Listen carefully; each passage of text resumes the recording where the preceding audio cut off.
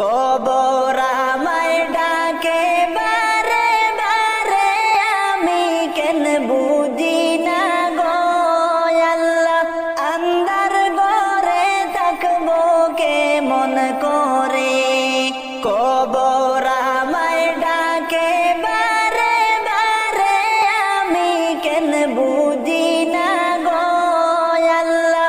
আন্ধার ঘরে থাকবো কেমন করে, আর আজরাইল আসিয়া যখন সামনে দাঁড়াবে, আজরাইল আসিয়া যখন সামনে